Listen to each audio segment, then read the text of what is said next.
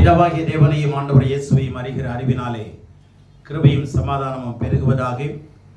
இந்த நல்ல நாளிலே தேவன் நம்மை அவருடைய சன்னிதானத்திலே கொண்டு வந்து அவருடைய பிரசன்னத்தினால் நிரப்பி அவருடைய வார்த்தைகளை கொண்டு நடத்தப் போகிறார். ஆமென். ஆகவே இந்த செய்தியை கேட்கிற நீங்களும் ஆன்லைன் மூலமாய் கேட்க இருக்கிற தேவனுடைய பிள்ளைகளும் நிச்சயமாகவே தேவனால் ஆசீர்வதிக்கப்படுவார்கள். இன்றைய செய்தியின் தலைப்பாகி 7 Secrets of the Delay of Jesus. இயேசுவின் தாமதத்திற்கான 7 ரகசியங்கள். இயேசுவின் தாமதத்திற்கான 7 ரகசியங்கள். 7 Secrets of the Delay of Jesus. இயேசு ஏன் தாமதித்தார்? அதற்கான பின்னணி என்ன? தாமதத்திற்கான நோக்கங்கள் என்ன? இதுதான் நாம் இன்றைக்கு படிக்க போகிறோம். இந்த காரியங்கள், இந்த சம்பவம் யோவான் எழுதின சுவிசேஷம் 11ஆம் அதிகாரத்தில் இருக்கிறது. யோவான் எழுதின சுவிசேஷம் 11ஆம் அதிகாரத்தில் இருக்கிறது. இதை நன்றாய் புரிந்து கொள்ளுங்கள். இந்த யோவான் 11ஆம் அதிகாரம் மிக முக்கியமான அதிகாரம். யோவான்ல சொல்லப்படுகிற ஒவ்வொரு அதிகாரமும் மிக மிக முக்கியமானது, ஆழமானது. 10ஆம் அதிகாரம் மிக முக்கியமான சம்பவத்தை சொல்லுகிறது. 11ஆம் அதிகாரம் இதுவரை சம்பவித்திராதே ஆண்டவர் மரணத்திற்கு சிலுவை பாடுகளுக்கு போகிறதற்கு முன்னதாக செய்யப்பட்ட மிக உன்னதமான அதிசயங்கள்ல ஒன்று, அற்புதங்கள்ல ஒன்று. ஆகவேதான் இந்த யோவான் இந்த சம்பவத்தை இதில் பதிவிடுகிறார்.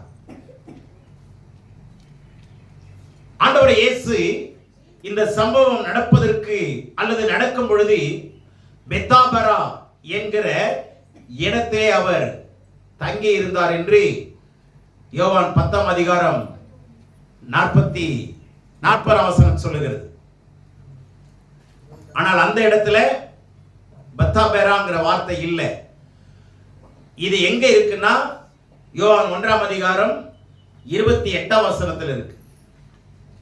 அந்த ரெஃபரன்ஸ் வச்சு பார்த்தீங்கன்னா இங்கே எந்த ஊர்ல தங்கினார் என்று பார்க்கிறோம். அந்த பெத்தாபெராங்கிற இடத்திலிருந்தும் பெத்தானியாங்கிற கிராமம் 20 மைல் தூரம், அதாவது கிலோமீட்டர்ல மாற்றினா ஏறத்தாழ 30 கிலோமீட்டர் தூரம். அவ்வளவு தூரத்தில் ஆண்டவர் இயேசு இருந்தார். இந்த சம்பவம் உங்களுக்கு நல்லா தெரியும், சுருக்கமா சொல்றேன். பெத்தானியா கிராமத்தில்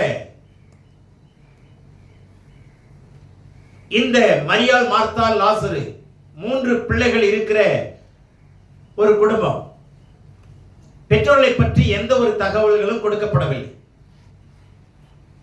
இந்த 3 பிள்ளைகளும் அந்த வீட்டில் இருக்கிறார்கள். இயேசு எப்பொழுதெல்லாம் பெத்தானியா கிராமத்திற்கு வருகிறாரோ அப்பொழுதெல்லாம் இந்த வீட்டை அவர் சந்தித்து பேசி ஜெபித்து போகிறது வழக்கமாயிருந்தது. இந்த குடும்பத்தின் மேலே ஒரு விசேஷமான பற்றுடையவராய் இயேசு இருந்தார். அநேக குடும்பங்கள் இருந்தது அந்த ஊரில். ஆனால் இந்த குடும்பத்தில் மாத்திரம் ஆண்டவர் இயேசுனுடைய பற்று மிக அதிகமாக இருந்தது. நீங்க யோசிச்சு பாருங்க, இன்றைக்கு குளத்தூருக்கு வருவாரானா அல்லது நீங்க இருக்கிற ஏரியாவுக்கு வருவாரானா,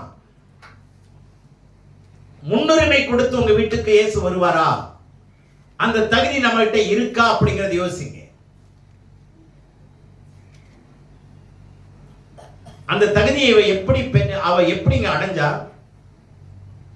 இயேசு பெத்தானியாவுக்கு வரும்பொழுதெல்லாம் இந்த குடும்பத்தை சந்திக்கிறதற்கான பாக்கியம் எப்படி இந்த குடும்பத்துக்கு கிடைச்சது? ஏதாவது ஒரு முக்கியமான நிகழ்வு சொல்ல முடியுமா?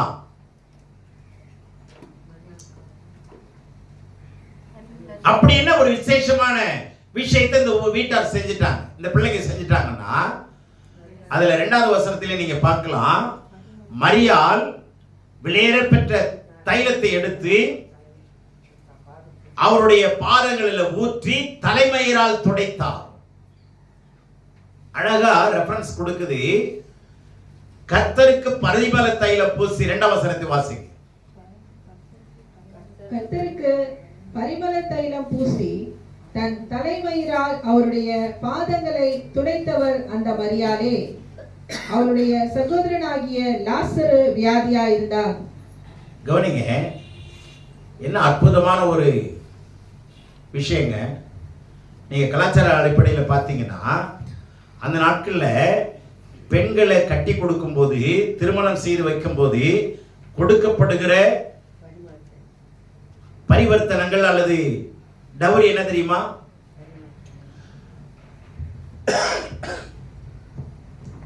என்னன்னா, பரிமள தைலம் எவ்வளவு அதிகமா யார் சேர்த்திருக்கிறாங்களோ அவங்களுக்கு தான் முன்னுரிமை கொடுப்பாங்க. அப்பனா இதை சேர்க்கிறது ரொம்ப ரொம்ப ஈஸி இல்லைங்க, மிகவும் கடினமான, பிரயாசப்படணும். ஒவ்வொரு சொட்டையும் டிராப்பா சேர்க்கணும். அப்ப அந்த அளவை பார்த்தாவே அவருடைய என்ன தெரிஞ்சிடும், அவருடைய பிரயாசம் தெரிஞ்சிடும். எவ்வளவு கடின உழைப்பு அவ பெற்றிருக்கிறா, அவ செய்திருக்கிறாங்கிறது தெரிஞ்சிடும். அப்ப எவ்வளவு கடின உழைப்பாளிங்கிறது தெரிஞ்சுக்கலாம், எவ்வளவு சுறுசுறுப்பானவன்னு தெரிஞ்சுக்கலாம், தன்னுடைய வேலையில எவ்வளவு கவனமா இருந்தால் என்பதை தெரிஞ்சுக்கலாம். அந்த அழைப்பு வச்சுதாங்க, அந்த பிரயாசத்தை வச்சுதான் அவருடைய எதிர்காலமே இருக்கு. இப்ப அந்த எதிர்காலத்துல தன்னுடைய மணவாளனை சந்தித்து அல்லது மணவாளனோடு கூட வாழக்கூடிய பாக்கியத்தை இந்த தைலத்தின் மூலமாக பெறுகிறாள் என்றால், அந்த தைலம் முழுவதையும் எடுத்து உடைச்சி, அந்த பாட்டில உடைச்சி அந்த தைலத்தை யாரு பாதத்துல பூசி இருக்கிறா? இயேசுவின் பாதத்துல. அப்பனா என்ன அர்த்தம்? அவருடைய எதிர்காலத்தையே அவருடைய பாதத்துல ஊற்றி இருக்கிறார். தன்னுடைய வாழ்க்கையே அவருடைய பாதத்துல என்ன செய்திருக்கிறார்? இதுக்கு வெயிட்டேஜ் கொடுத்து ஆகணுமா இல்லையா? சொல்லுங்க, மரியாதை கொடுத்து ஆகணுமா இல்லையா? எவ்வளவு பெரிய விஷயங்க. எதிர்காலமே இல்லைங்க, இதுமே யாருமே கட்ட மாட்டாங்க. திருப்பி சம்பாதிச்சாரா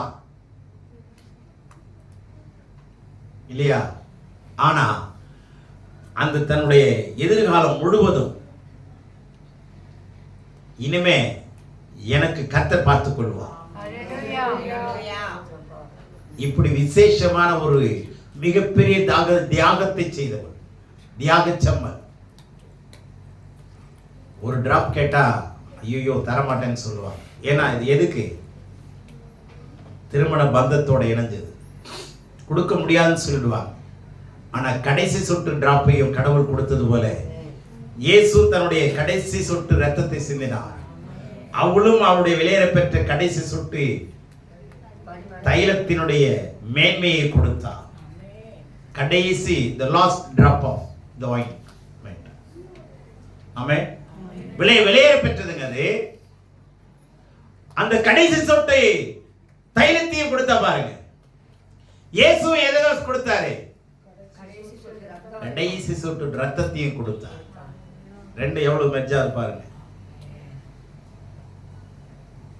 இப்படிப்பட்டவள் ஆண்டவர் மறந்துடுவாரா? சொல்லுங்களேன், எப்படிங்க மறப்பாரு? அப்ப அந்த கிராமத்துக்கு வரும்பொழுதெல்லாம் பார்த்து பேசி வாழ்த்திட்டு போகணுங்கிற எண்ணம் வருமா இல்லையா? இப்படி ஒரு விசேஷமான தன்மையை இவள் செய்திருக்கிறார். காரியத்தை நம்ம என்ன செய்திருக்கிறோம்? மற்றவங்களோட வித்தியாசமா என்ன செய்திருக்கிறோம்? அவங்க சர்ச்சுக்கு வராங்க, நானும் சர்ச்சுக்கு வரேன். அவங்களும் காணிக்க போடுறாங்க, நானும் காணிக்க போடுறேன். அவங்களும் வேதத்தை தூக்குறாங்க, நானும் வேதத்தை தூக்குறேன். Is there any difference? Is there any uniqueness?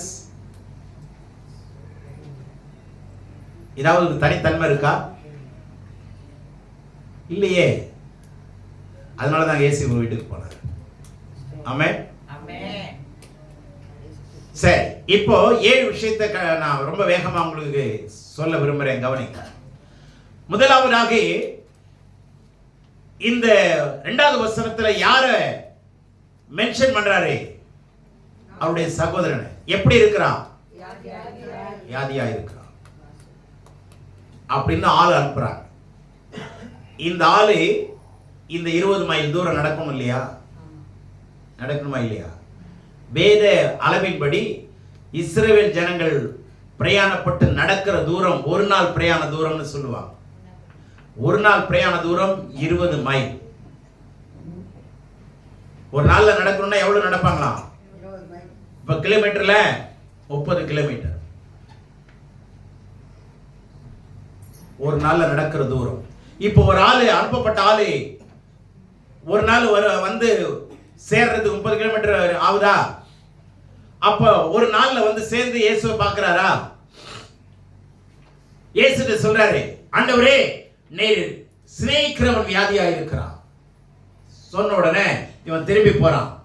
அப்ப திரும்பி போய் சேரும்போது எத்தனாவது நாள் ஆகுது? 2வது நாள்.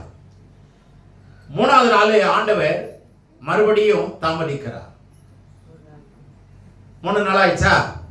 இப்ப 4வது நாள் நடக்க ஆரம்பிச்சு முடிவில் போய் நிக்கிறார். சரியா? அப்ப 4வது நாள் ஆயிடுச்சா? ஆனா 4வது நாள்ல இவன் எப்போ முதல் நாள்ல வந்து சொல்ல வந்தான் பாத்தீங்களா? அப்பவே லாசரு மரிச்சாச்சு. லாசரு மரிச்சாச்சு. இப்ப மரிச்ச எத்தனை நாள் ஆகுது? 4 நாட்கள் ஆகுது. இப்ப ஆண்டவர் என்ன தீர்மானிக்கிறார்னா, மரித்த லாசரு உயிரோட எழுப்பணும். அதற்கு 2 மிக முக்கியமான காரியத்தை செஞ்சாகும். அந்த மரித்திருக்கிற மனுஷனை உயிரோடு எழுப்பணும்னா முதலாவது இடையூறுகளை அப்புறப்படுத்த வேண்டும். இப்போ ஒரு மனுஷன் பதிஞ்சிட்டானா முதல்ல எதை அப்புறப்படுத்தணும்? இருக்கிற எல்லா இடையூறுகள் எல்லாம் என்ன பண்ணணும்? நீக்கினா தானே என்ன பண்ண முடியும்? எடுக்க முடியும், விடுவிக்க முடியும். அப்போ இயேசு கிறிஸ்து பிளான் பண்ணிட்டார். யாருடைய திட்டத்தின்படினா பிதாவுடைய திட்டத்தின்படி. யாருடைய கால அட்டவணைப்படினா ஆண்டவருடைய கால அட்டவணைப்படி. யூதர்கள் பின்பற்றுகிற கால அட்டவணைப்படி அல்ல. கடவுளுக்கு 2 அட்டவணை. ஒன்று யூதர்கள் பயன்படுத்துகிற அட்டவணை, இன்னொன்று தேவனுடைய அட்டவணை, அனுப்பினவருடைய அட்டவணை. ஆண்டவர் எப்பொழுதுமே எந்த அட்டவணையை பின்பற்றினார் என்றால், எந்த தேதியை பின்பற்றினார் என்றால், எந்த நேரத்தை பின்பற்றினார் என்றால் தேவனுடைய கால அளவின்படியே தான் அவர் பின்பற்றி நடந்து வந்தார். மனிதனுடைய அட்டவணைப்படி அல்ல, கால அட்டவணைப்படி அல்ல, தேவனுடைய கால நிர்ணயத்தின்படி ஆண்டவர் வெயிட் பண்ணார், தாமதித்தார். இந்த ஒரு இடத்துல தான் இயேசு தாமதித்தார் என்ற வார்த்தையை உங்களால பார்க்க முடியும். மீதி எந்த காரியத்திலும் ஆண்டவர் தாமதம் இல்லாமல் சரியான நேரத்திற்கு போய் நின்றார். Hallelujah. He was standing right place as a right man of God. Amen. Hallelujah. சரியான இடத்துல அவர் சரியான தேவ மனுஷனாய் நின்றார். ஒரு இடத்துல அவர் என்ன செய்ததில்லை? He never ever delayed. அப்படி தாமதிச்சாருன்னா எவ்வளவு பெரிய விஷயம் இருக்குன்னு பாருங்க. அப்போ இந்த லாசர் உயிரோட எழுப்பணும்னு இப்ப ஆண்டவருடைய இருதயத்தை தீர்மானம் பண்ணிட்டார். இப்ப எழுப்பதற்கான தடைகளை நீக்கணும். அப்ப என்னென்ன தடைகள்? முதலாவது அறியாமை என்ற இருள். அறியாமை என்கிற இருள். என்ன ஆமை?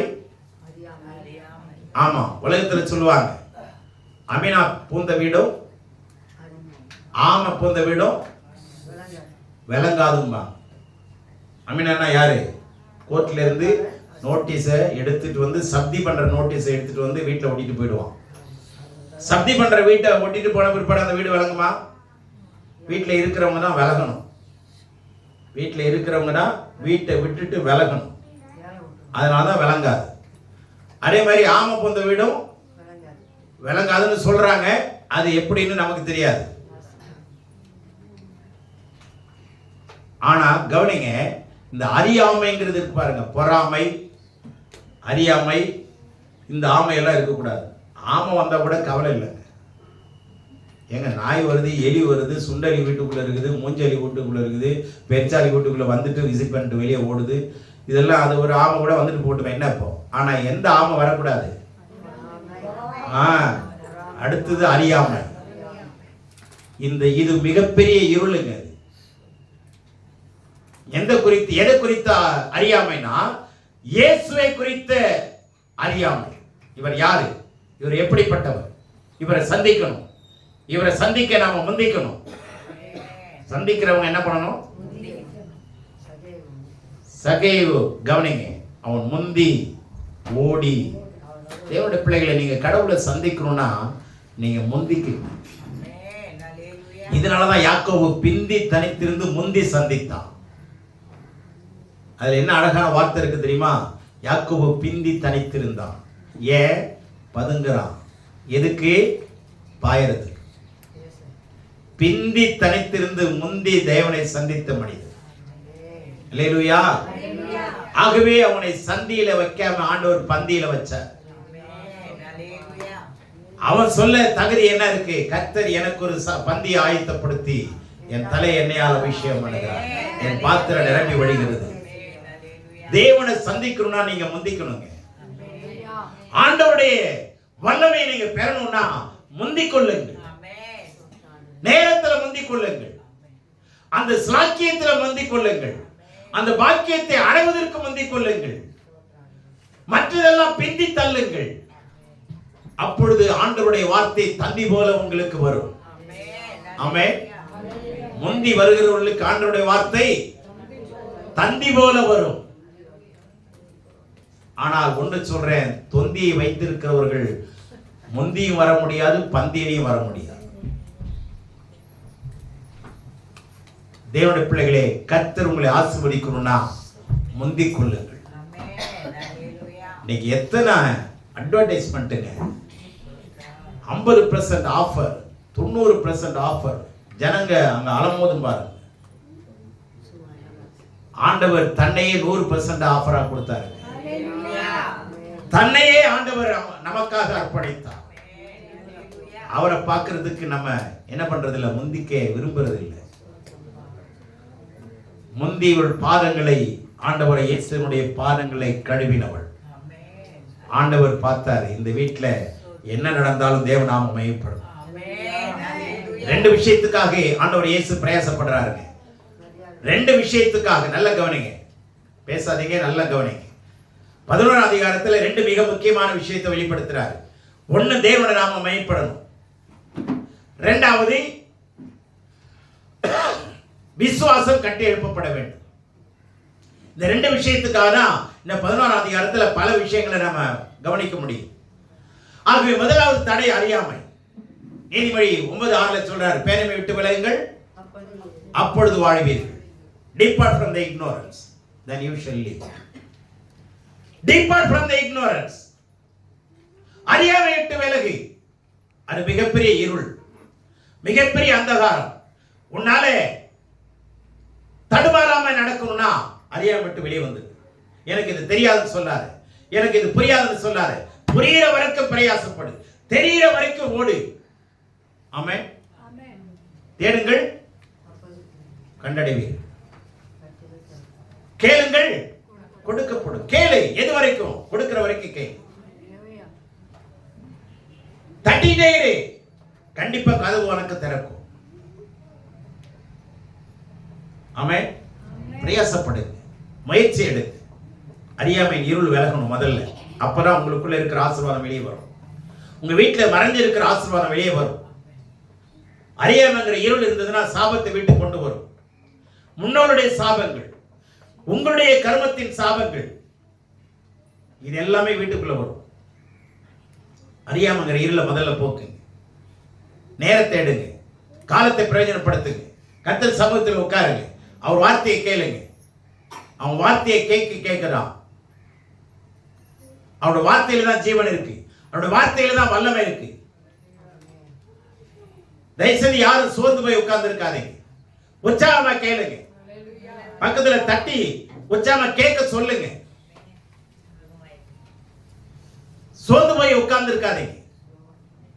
தயவுசெய்து எந்த ஒரு நிர்விசாரத்துக்கு இங்க இடம் கொடுக்காதீங்க. கொஞ்சம் உற்சாகமா இருக்கும்படி அன்பாய் கேட்டுக்கொள்ளுகிறேன். அறியாமை இருள் விலகணும். சொல்லுங்க. இரண்டாவது, பாரம்பரியம், ஐதீகம், சடங்குகள், சம்பிரதாயங்கள், இதிலிருந்து வெளியே வரணும். ட்ரெடிஷனல் பேக்ரவுண்ட், ரிச்சுவல் திங்ஸ், இது பாரம்பரியமா செய்யற என்னுடைய பழக்க வழக்கம், என்னுடைய தேசத்தினுடைய கலாச்சாரம் விட்டு வெளியே வாங்க. இதெல்லாம் மிகப்பெரிய தடைகள், மிகப்பெரிய தடைகள். நீங்க கிறிஸ்தவங்களா இருக்கலாம், ஆண்டவரை ஏற்றுக்கொண்டிருக்கலாம். இந்த தடையெல்லாம் யார் தான் நீக்கணும்? 2 விஷயங்க. இப்ப நான் சொல்ற 3 காரியம் நாம செய்ய வேண்டியது.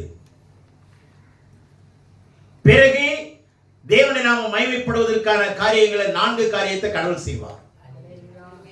ஆமென். அதனால try to do the thing what you cannot. முடியாததை செய்யுங்க. சாரி, முடிஞ்சதை செய்யுங்க. At least what you can. முடிஞ்சதை செய்யுங்க. Then God will do what you can. உங்களால முடியாததை கடவுள் செய்வார். ஆமென். உங்களால முடியாததை கடவுள் செய்வார். முடிஞ்சதை நான் செய்யும்போது முடியாத கடவுள் பார்த்துக் கொள்வார். முடிஞ்சதை நான் செய்யும்போது முடியாத கடவுள் பார்த்துக் கொள்வார். ஏனென்றால் எல்லாவற்றையும் முடித்தவர் அவர்தான். அவர் சிலுவையில் சொன்னார், எல்லாவற்றையும் செய்து முடித்து விட்டேன். It's finished. எல்லாம் முடிந்தது என்று சொன்னார். அவரை சார்ந்து கொள்ளு. முடியாது, அவர் பார்த்துக்குவார். ஆனா முடிஞ்சதுல எவ்வளவு முடியுதோ அது உண்மையா செய். முடிஞ்சது எப்படி செய்யணும்? உண்மையா செய்யணும், நேரத்துக்கு செய்யணும். அதுதான் ரொம்ப முக்கியம். மூச்சு அடைச்சிட்டு இருக்குதுன்னா, இந்த வரம்பாண்டு போயிட்டு 1 hour கழிச்சு வந்தீங்கன்னா என்ன ஆயிருக்கும்? அவன் எப்போ டிக்கெட் வாங்கியிருப்பான். இல்லைங்க, நான் ரொம்ப பொறுமைசாலிங்க, நான் எல்லாத்தையும் பொறுமையாக தாங்க செய்வேன் அப்படின்னா பொறுமை எல்லா நேரத்திலும் சரியா இருக்குமா? சொல்லுங்க. அது யுக்தி இருக்கும். தயவுசெய்து நல்லா கவனிங்க. ஆண்டவர் வேகமா செய்யறார். 2வது, சடங்கு சம்பிரதாயங்களை நீக்கிறார். என்ன தெரியுமா? அங்க யூதர்களுடைய கலாச்சாரம் அல்லது அவங்களுடைய ஐதீகம் என்ன தெரியுமா? நம்பிக்கை, மூட நம்பிக்கை. என்ன தெரியுமா? ஆண்டவர் இயேசு 12 வயது உள்ள பெண்ணை சிறுமி இறந்துட்டா. அன்னைக்கு போய் அவரை உயிரோட எழுப்பினார். அதே மாதிரி நாயூர் பாடையில படுத்திருந்த வாலிபனை தூக்கிட்டு போறாங்க. அவன் செத்துட்டான். பாடையில சுமந்துட்டு போறாங்க, அடக்கம் பண்ண போறாங்க. அன்னைக்கு அவர் நடந்து போறாரு, எதிரில் சுமந்து கொண்டு வருகிறான். பாடையை நிறுத்தி பாடையை தொட்டார், அவன் சுகமானான், உயிரோட எழுப்பிட்டான். அப்ப அவங்க என்ன நினைச்சிட்டாங்க? இதுல எல்லாம் யாருமே ரட்சிக்கப்படல. ரொம்ப பெரிய விஷயமா அவர் நினைக்கிற காரணம் என்னன்னா, மரித்தவங்களுடைய ஆவி 3 நாள் வரைக்கும் அவங்கள பற்றி அவங்களை சுத்தி வந்துட்டே இருக்கும். ஆண்டவர் இயேசு என்ன பண்ணிட்டாரு? அந்த ஆவியை பிடிச்சு உள்ள விட்டாருங்கிறான். அதனால இது பெரிய விஷயம் இல்லைன்னு நினைச்சிட்டான். அதனால ஆண்டவர் பார்த்தாரு, ஏய், நீ 3 நாள் வரைக்கும் தானே நினைச்ச, 4ஆம் நாள்லயும் என்னால செய்ய முடியுங்கிறத நிரூபிக்கிறேன். அப்பதான் 40வது வசனத்துல பாத்தீங்கன்னா நிறைய பேர் ஆண்டவர் யூதர்களை ஏற்றுக்கொண்டாங்க இயேசு. அப்ப என்ன அர்த்தம்? கலாச்சாரத்தை பிரேக் பண்ணாரு, உடைச்சாரு. உன்னுடைய ஐதீகம் உடைக்கப்படணும், உன்னுடைய மூட நம்பிக்கை உடைக்கப்படணும், உன்னுடைய பாரம்பரியங்கள் உடைக்கப்படணும்.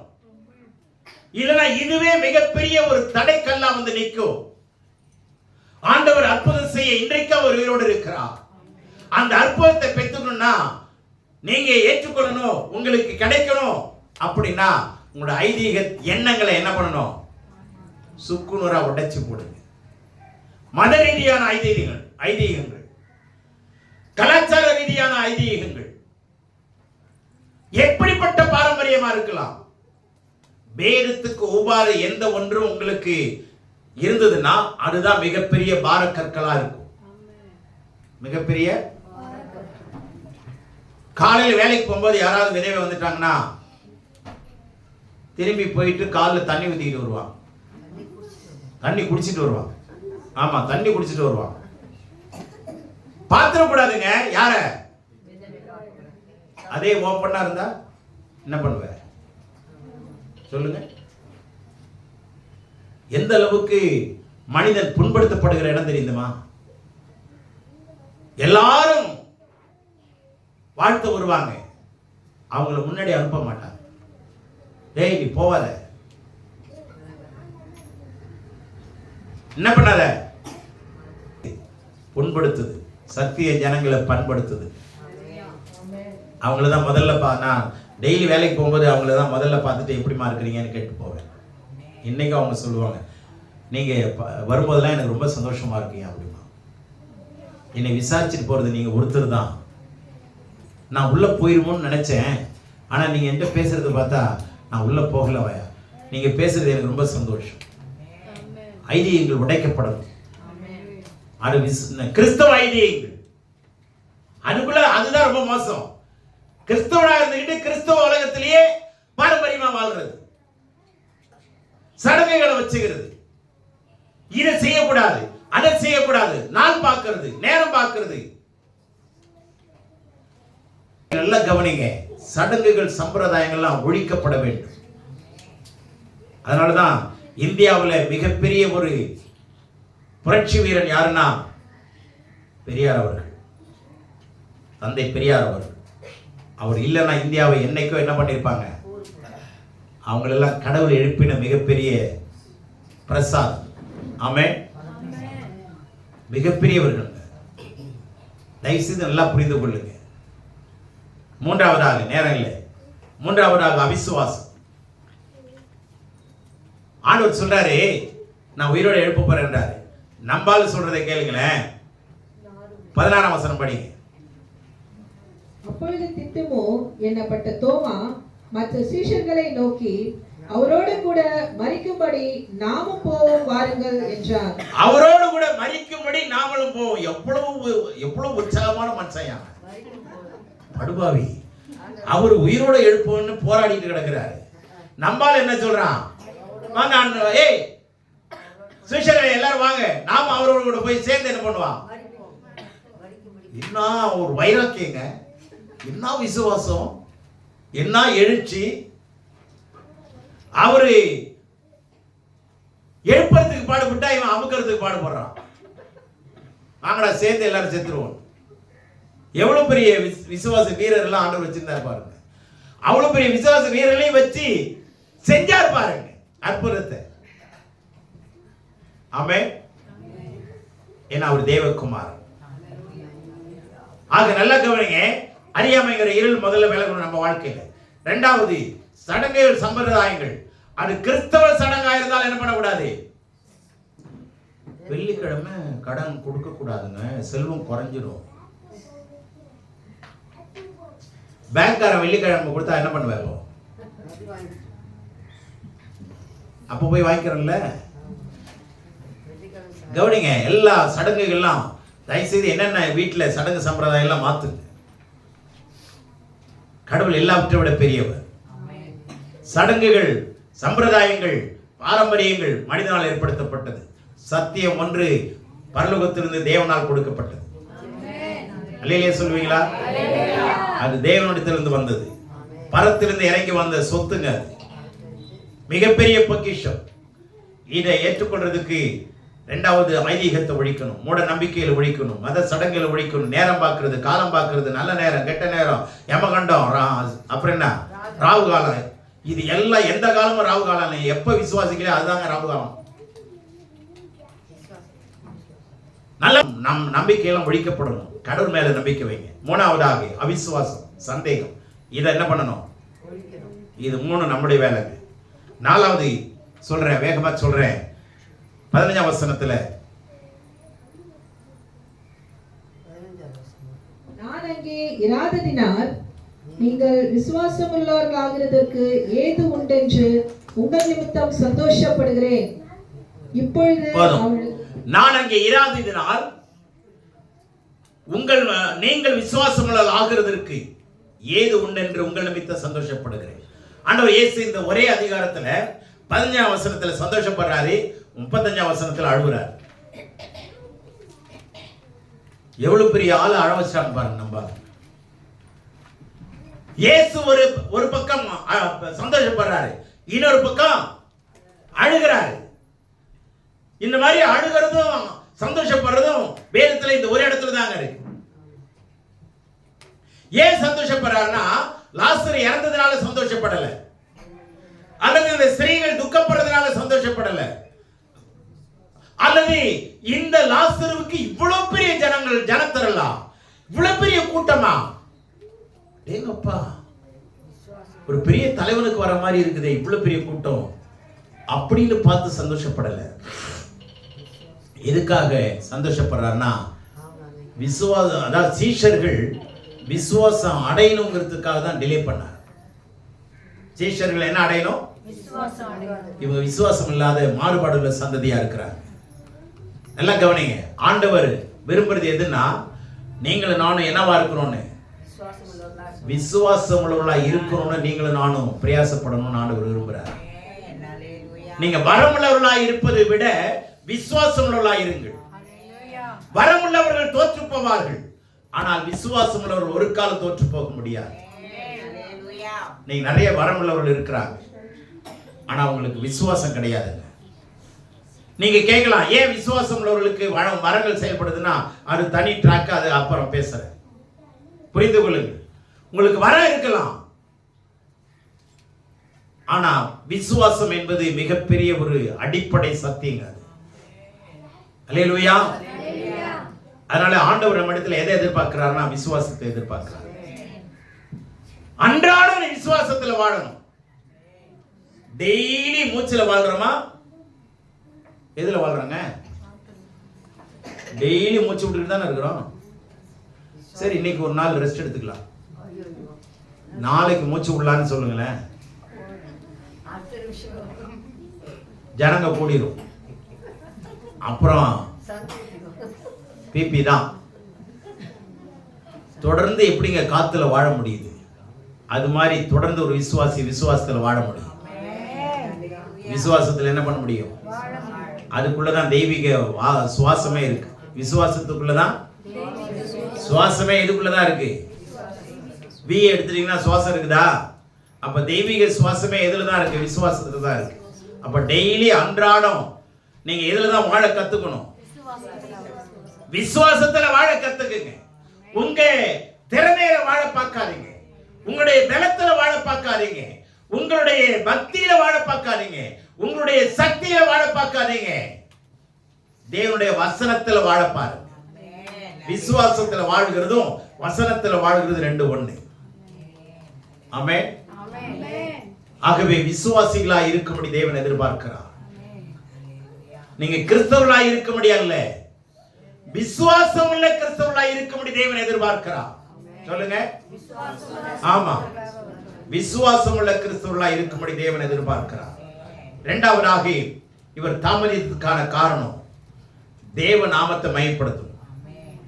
யாருடைய நாமத்தை? தேவனுடைய நாமத்தை. 4ஆம் வசனம் படி. இயேசு அதை கேட்டபொழுது, இந்த வியாதி மரணத்துக்கு ஏதுவாயிராமல் தேவனுடைய மகிமை விளங்குவதற்கு ஏதுவாய் இருக்கிறது. தேவனுடைய நாமம், தேவனுடைய மகிமை, அவருடைய மகிமை விளங்கும்படி. தேவனுடைய மகிமை விளங்கணும்னா உங்களுக்கு எது இருக்கணும் தெரியுமா? சுருக்கமா சொல்ற நேரம் இல்லை. ஒண்ணு, தைரியம் இருக்கணும். ரெண்டாவது, விசுவாசம் இருக்கணும். மூன்றாவது, வெளிச்சம் இருக்கணும். இது மூணு இருக்கிற இடத்துல தேவ மகிமை இருக்கும். முதல்ல விசுவாசம் இருக்கணும், ரெண்டாவது தைரியம் இருக்கணும், மூணாவது வெளிச்சம் இருக்கணும். இது மூணுமே இந்த அதிகாரத்தில் இருக்கு. நான் நேரம் இல்லை எல்லாத்தையும் எடுத்து சொல்ல, சுருக்கமா சொல்றேன். தேவநாம மையப்படணும். யார் மூலமா? உங்க மூலமா, ஏன் மூலமானா தைரியம் இருக்கணும். முதலாவது, ஆண்டவர் இங்க கல்லால் அடிக்க போறாங்க, சாகடிக்க போறாங்கங்கிற சூழ்நிலையிலேயும் தைரியமா வந்தார். அதனாலதான் சொல்றாரு திதிமை என்று சொல்லப்பட்ட தோமா, வாங்க நம்ம எல்லாரும் கல்லால் அடிச்சு சாவடிக்க போறோம், எல்லாரும் சேர்ந்து சாவோம், லாசரோட சேர்ந்து சமாதி ஆயிரலான்றான். அந்த எதிர்ப்பு நேரத்தில் தைரியமாய் பிரவேசித்தவர் தான் ஆண்டவர் இயேசு. ஆமென். தைரியம் வேணுங்க. அடுத்தது என்ன பண்ணணும்? விசுவாசத்தோட நெருங்கணும். அடுத்தது தெய்வீக வெளிச்சம் உங்களுக்குள்ளே இருக்கும். இது 10ஆம் வசனத்துல நீங்க படிச்சீங்கன்னா வெளிச்சத்தை பத்தி சொல்றாரு. உங்களுக்கு சீஷர்களுக்கு விசுவாசத்தை உண்டாக்குனா ஆண்டவர் இயேசு தாமதித்தார். ஏன்னா சீஷர்கள் யூதர்கள். அப்ப இதனுடைய கலாச்சாரம் அவனுக்கு தெரியுமா இல்லையா? அப்ப அவனுடைய பாரம்பரியத்தை அவனை விளக்கணும், விசுவாசியா மாத்தணும். அதுக்காக தான். சரி, அடுத்தது அதே 4ஆம் வசனத்தினுடைய கடைசி பகுதியை பாருங்க. தேவனுடைய குமாரனும் அதனால் மகிமைப்படுவார் என்றார். தேவனுடைய குமாரனும் மகிமைப்படணும். அப்போ இந்த அற்புதத்தை செய்யறதுனால ஆண்டவரை இயேசு கிறிஸ்துவும் தேவனுடைய குமாரன் என்று நிரூபிக்கப்பட வேண்டும். அல்லேலூயா. அற்புதங்கள் வழியாக இயேசு தேவனுடைய குமாரன் என்று நிரூபிக்கப்படும்படி யார் மூலமா? இந்த குடும்பத்தின் மூலம். அல்லேலூயா. இந்த குடும்பத்தில் இயேசு நிரூபிக்கப்படும். இயேசுவை அறிவிக்கிறவர்களை விட இயேசுவை நிரூபிக்கிறவர்கள் பெரியவர்கள். இன்னைக்கு 1000 பேர் அறிவிக்கிறவங்களை விட 2 பேர் உயிர்ப்பிக்கிற ஆள் இருந்தா போதுங்க. அந்த 1000 பேர் செய்யற வேலையை இந்த 2 பேர் செஞ்சு முடிச்சுட்டு போயிட்டே இருப்பாங்க. அறிவிக்கிறவங்களாம் இருக்கணும். இயேசுவே சத்தமா பேசுங்க. அறிவிக்கிறவங்களாக இருக்கணும். இயேசுவை உங்க சொந்த வாழ்க்கையின் மூலமா, சொந்த நடத்தையின் வழியாக, சாட்சியின் வழியாக, ஊழியத்தின் வழியாக, வார்த்தையின் வழியாக, பேச்சின் வழியாக, மூச்சின் வழியாக, உங்களுடைய நிழல் படுகிற நிழலின் வழியாக தேவனுடைய நாமம் மகிமைப்படும்படி நாம் பிரயாசிக்கப்படும். ஆமென். பேதுருடைய நிழல் பட்டு சுகமானார். தேவனுடைய குமாரனை நீங்களும் நானும் என்ன பண்ணணும்? அறிவிக்கிறவர்களாய் மாத்திரமல்ல, நிரூபிக்கிறவர்களாய் வாழ வேண்டும். சொல்லுங்க. அறிவிக்கிறவர்களாய் மாத்திரமல்ல, அறிவிக்கிறதுக்கு 1000 பேர் இருக்கிறாங்க. இயேசு நல்லவர்னு சொல்றாங்க. ஆனா இயேசு தான் நல்லவர்னு நிரூபிக்கிறது யார் தான்? நீங்களும் நானும் தான் நிரூபிக்கணும். இதுக்கு தான் ஆண்டவர் பிரயாசப்படுகிறார். இப்ப வந்தவங்க ஒவ்வொருத்தரும் ஆண்டவர் நிரூபிச்சா இந்த இடம் கொள்ளுமா? சொல்லுங்களேன். ஏன் அது நிரம்ப மாட்டேங்குது? நம்ம என்ன பண்றதுல வாயிலேயே வடை சுட்டுக்கிட்டு இருக்கிறோம். அதை விற்க முடியாது. வாயில வடை சுட்டா விற்க முடியும்? விற்கவே முடியாது. வியாபாரம் ஆகாது. கல்லா கட்ட முடியாது. சொன்னது செல்லாது. அதனால இன்னைக்கு வாயில நம்ம என்ன வேணாலும் பேசலாங்க. ஆனா வார்த்தையும் கிரியும் ரெண்டும் ஒண்ணா இருக்கும். அப்புறம் கடவுளை என்ன பண்ண முடியும்? நிரூபிக்க முடியும். வார்த்தையும் கிரியைகளும் உங்கள் செயலும் அதே மாதிரி வாழ்க்கையும் செயலும், வார்த்தையும் செயலும், வாழ்க்கையும் செயலும் ரெண்டும் ஒண்ணா இருக்கும். அறிவிக்கிறவங்களை விட நிரூபிக்கிறவர்கள் தெரியவா? இப்ப பிகில்ஸ்வர்த் சொன்ன 23 பேரை உயிரோடு எழுப்பினார். நீங்க அவருடைய புத்தகத்தை வாங்கி படிச்சு பாருங்க தயவுசெய்து. அந்த யுனைடெட் கிங்டம்,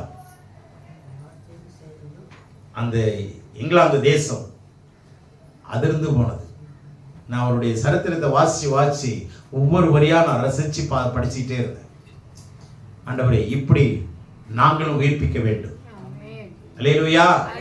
ஆனா உயிர்ப்பிக்கிறதுக்கு பதிலாக ஜனங்கள் உயிரையே பிச்சுக்கிட்டு கிடக்குறாங்க. அதுதான் மிகப்பெரிய கொடுமை. உயிரையே பிச்சுக்கிட்டு தான் இங்க வராங்க. கடவுள் தள்ளிக்கிட்டு ஓடியாராங்க. ஏன்? தேவனுடைய பிள்ளையே கவனிங்க. அடுத்தது தேவகுமாரன் நிரூபிக்கணும். கடைசியாக 40 வசனம் படி. இயேசு அவளை நோக்கி, நீ விசுவாசித்தால் தேவனுடைய மகிமையை காண்பாய் என்று நான் உனக்கு சொல்லவில்லையா என்றார். கவனிங்க. இந்த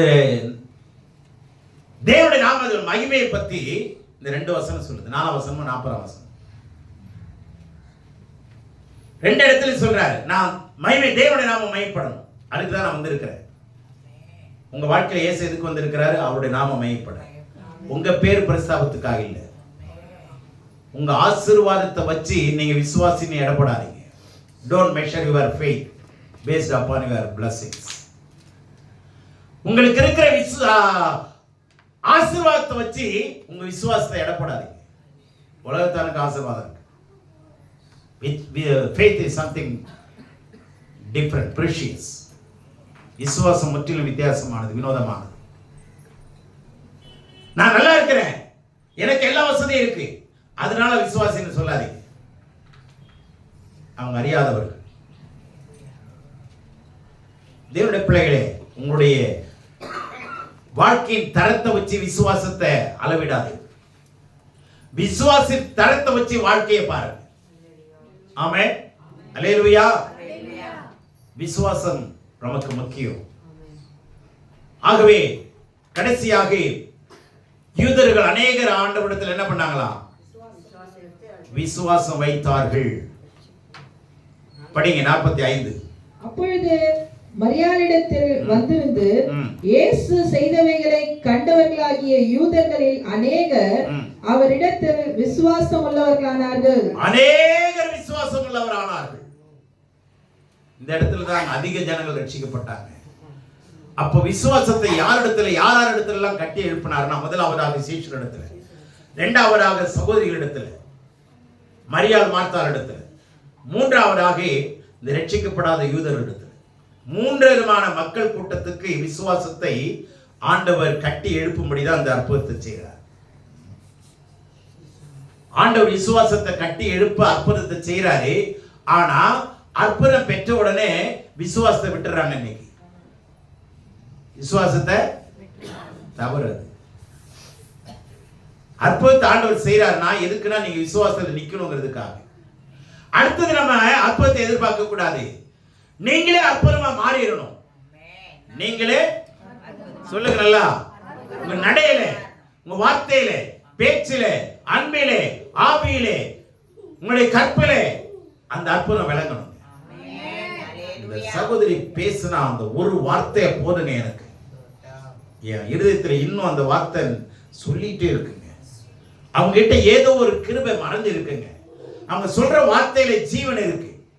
அவங்க சொல்ற ஒரு சின்ன ஜெபத்துல எவ்வளவு வல்லமை இருக்கு தெரியுமா? அப்படி ஜனங்கள் தேவனுடைய வல்லமையை ருசிக்கணும். ஆமென், அல்லேலூயா. என்னமோ விதி வந்தா வெந்தது தின்னுட்டு விதி வந்தா சாகலாம். கர்த்தருக்கு ஸ்தோத்திரம்.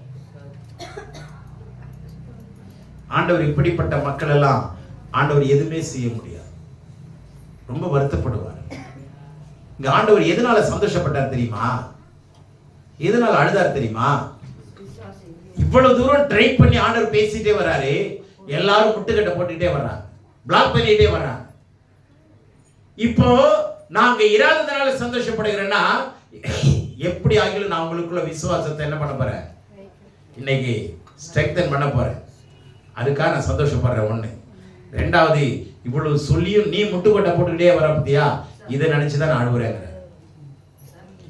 இன்னைக்கு ஜனங்கள் ஆண்டவரை அழ வைக்கிறாங்களா, சந்தோஷப்பட வைக்கிறாங்களா? உங்க வாழ்க்கையில இயேசு சிரிச்சு கொண்டிருக்கிறாரா அல்லது அழுது கொண்டிருக்கிறாரா? சொல்லுங்களேன். துக்கப்பட்டு கொண்டிருக்கிறாரா? என்னுடைய விசுவாச கிரியை போன வருஷத்தை விட இந்த வருஷம் என்னுடைய விசுவாச கிரியை நல்லா இருக்கு. போன வருஷத்தை விட என்னுடைய விசுவாசம் வளர்ந்திருக்கு. போன வருஷத்தை விட நான் இப்போ ஆண்டவருக்குள்ள உறுதியா இருக்கிறேன். அப்படி இருந்தா சந்தோஷப்படுவோம். அப்படி இருந்தா நான் சந்தோஷப்படுறேன், ஆண்டவர் சந்தோஷப்படுவான். ஆனா செய்யறவுக்கே நாம என்ன பண்றோம், அல்வா கொடுத்துட்டு இருக்கோம். திருநெல்வேலிக்கே இது முடியாத ஆண்டவரே, 4 நாள் ஆச்சு ஆண்டவரே. என்ன ஆண்டவரே நீங்க இப்போ வந்திருக்கிறீங்க? செத்து மரிச்சு எத்தனை நாள் ஆச்சு? அதுக்கு விவரங்கள்லாம் என்ன அழகான விவரம். 4 நாள் ஆச்சு. நாரும் ஆண்டவர் ஏன் மணக்குமா? 4 நாள் ஆச்சு என்ன மணக்குமா? அதுதான் தெரியுமே. நீ அதுக்கு என்ன டெபினிஷன் கொடுத்துட்டு இருக்கிற? முடியாதுக்கு நம்மளால டெபினிஷன் கொடுப்பான், முடியறதுக்கு கூட ஆனால் கொடுக்க மாட்டான். அதெல்லாம் நடக்காது பிரதர். அதெல்லாம் நான் எவ்வளவு பார்த்துட்டு பிரதர். சரி முடிய வாயா பார்க்கணும், அதெல்லாம் முடியாது. இதுக்கு சொல்றதுக்கு ஆள் நிறையா இருக்கு. அதனால தான் ஆண்டவரே அழுதுட்டார். இயேசு, அதுதான் குழந்தைகளுக்கு சொல்றோம், இயேசு கண்ணுக்கு விட்டார் சொல்லுப்பா. சின்ன வசனம் தான், ஏன் நல்ல வசனத்தை சொல்லிக்கூட. தேவனுடைய பிள்ளைகளே, இதுக்கு தாங்க அழுதாரு. விசுவாசியா இருக்கணும்னு அழுதாரு.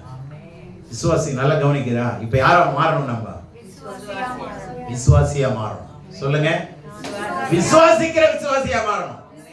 விசுவாசி இல்ல, டிரைவிங் தெரியாத டிரைவரா இருக்கிறது பிரயோஜனமே இல்லைங்க. எனக்கு டிரைவிங் லைசன்ஸ் இருக்கு, ஆனா டிரைவிங் தெரியாதுங்க. பகர் எதுக்குடா வச்சிருக்கிற? இல்லைங்க நான் சும்மா வச்சிருக்கிறேன். அது மாதிரிதான் விசுவாசிக்க தெரியாத விசுவாசியை நம்ம இருந்துடக்கூடாது. விசுவாசிக்க தெரியாத விசுவாசியா இருந்த ஆபத்து. நம்ம வாழ்க்கையில தேவனை நாம மகிமைப்படும். அதுக்கு அற்புதங்கள் தேவைன்னு ஆண்டவர் செய்ய ரெடியா இருக்கிறார். ஆனா நீ விசுவாசிக்க ரெடியா? Are you ready to believe? நீங்க விசுவாசிக்கிறீங்களா? தம்பி நீங்க விசுவாசிக்கிறீங்களா? சொல்லுங்க. சம்பத்தை நீங்க விசுவாசிக்கிறீங்களா? ஆண்டவர் உயிரோடு எழுப்ப முடியும். உலர்ந்த எலும்புகளை உயிர்ப்பிக்கிற ஆண்டவர் நம்முடைய ஆண்டவர்.